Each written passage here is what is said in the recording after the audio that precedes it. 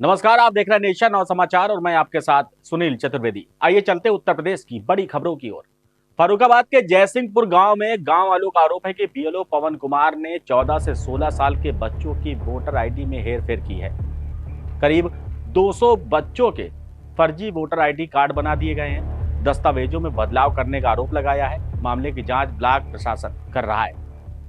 हमारे गांव का बीएलओ स्वयं, उसकी पत्नी जो है वो ग्राम प्रधान है। ठीक है, बीएलओ पवन यादव, उसकी पत्नी विनीता यादव ग्राम प्रधान है और वो स्वयं बीएलओ होने की वजह से उसने बीएलओ पद का दुरुपयोग किया है। और जो वोट बनने लायक थे, जिनकी एज 22 साल, 23 साल, 24 साल, उनके वोट नहीं बनाकर अपने जो उसके निकट थे, जो उसके घनिष्ठ थे, उसके उन्होंने 13 साल से लेके 16 साल तक के बच्चों के वोट बनाए हैं। और जिनकी शादी हो गई है उनके वोट काटे नहीं हैं। कुछ मृतक भी ऐसे हैं जिनके वोट नहीं काटे गए हैं। लगभग ऐसे 216 मतदाता ऐसे हैं जो गलत है, फर्जी है। कुछ बाहरी लोग भी हैं जो गांव में निवास नहीं करते हैं। कुछ ऐसे लोग हैं कि जो दूसरे जनपदों में रह रहे हैं और उनके भी वोट यहाँ बनाए गए हैं। उनके हैं या पारिवारिक लोग हैं जो यहाँ से पूरी ज़मीन जायदाद बेच के चले गए हैं। इस तरीके से उन्होंने अपने किस गांव का मामला है? ये ग्राम पंचायत रमापुर तबीर जयसिंहपुर। बोर्ड बनाए हैं तो आधार कार्ड से बनाए होंगे, लेकिन आधार कार्ड उनके पास एक प्रिंटर है जिसके बिहार पे वो आधार कार्ड में डेट संशोधन कर देते हैं। ठीक है, लेकिन अगर उनकी विधिवत जांच की जाएगी तो रियल आधार कार्ड में वोट उनकी एज कम है और उनके हमारे पास प्रारूप भी हैं जो आप चाहें तो हम दिखा सकते हैं। औरैया में उद्योग व्यापार मंडल ने एसडीएम सदर को मुख्यमंत्री के नाम ज्ञापन सौंपा है। राजेश वाजपेयी और बबलू ने एकल फिटनेस सेंटर पर आपत्ति जताते हुए हर जनपद में 3 सेंटर और निगरानी समिति बनाने की मांग की है। अमेठी के मुसाफिर खाना तहसील परिसर में अधिवक्ताओं ने जन सुनवाई और फर्जी निस्तारण को लेकर प्रदर्शन किया। एसडीएम पर वरिष्ठ अधिवक्ताओं के साथ अभद्रता का आरोप भी लगाया गया। अधिवक्ताओं ने कोर्ट का बहिष्कार करते हुए नारेबाजी की और एसडीएम के स्थानांतरण की मांग की है।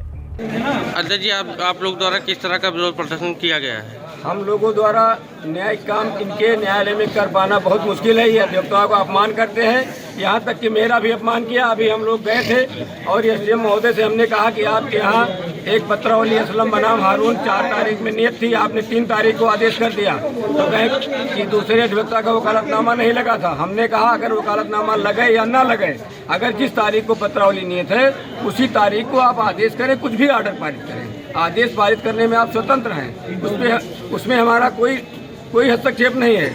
ऐसे इन्होंने जो है और भी पत्रावलियों में जो गांव चकबंदी में है, जहां चाहते हैं वहां दफा 80 कर देते हैं। उसका नाम बनाम हमें पता, वो भी हम आपको नोट करा देंगे।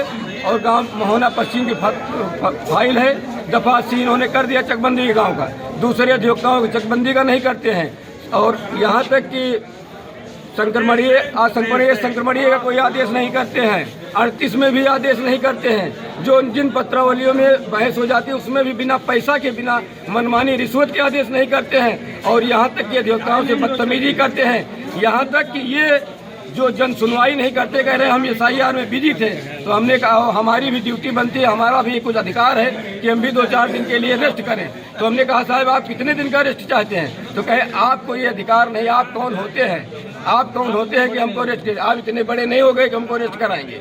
एक तरफ तो अपना रेस्ट करने की बात करते हैं, दूसरी तरफ से हम लोग कहते हैं आप कितने दिन का रेस्ट चाहते हैं, तो कह रहे हैं आपको इतने बड़े नहीं हो गए कि आप हमको रेस्ट कराएंगे।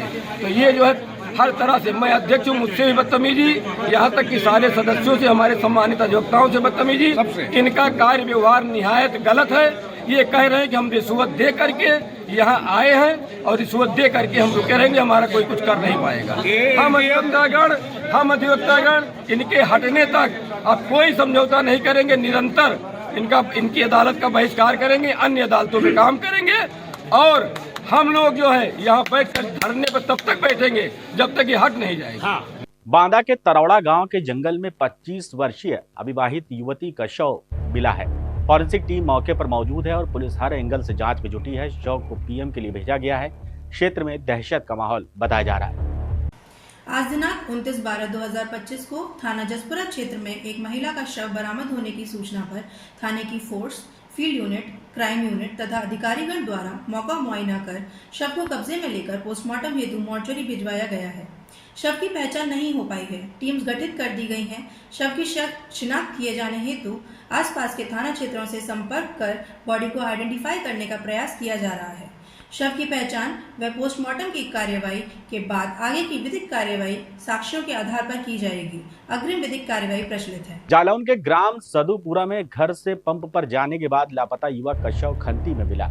परिजनों ने हत्या कर शव फेंकने की आशंका जताई है। पुलिस ने शव को पीएम के लिए भेजकर जांच शुरू कर दी है। जालौन में एक शिक्षक ने बच्ची के साथ अश्लील हरकत की है। बच्ची ने परिजनों को घटना बताई। शिकायत पर पुलिस ने आरोपी को हिरासत में लिया है और मामला दर्ज करते हुए जांच शुरू कर दी है। बरेली के प्रेमनगर थाना क्षेत्र में पूर्व बजरंग दल नेता ऋषभ ठाकुर और उसके साथियों ने मुस्लिम छात्रों को पीट दिया। वीडियो में पुलिस को धमकाने वाला गाना बज रहा है। पुलिस ने 6 साथियों को गिरफ्तार किया है। कानपुर देहात में डीएम कपिल सिंह ने सभी विकास खंडों और गौशालाओं के नोडल अधिकारियों को भूसा, हरा चारा, स्वच्छ पेयजल और शेड सहित अन्य आवश्यक व्यवस्थाओं को सुरक्षित करने के बड़े निर्देश दिए हैं।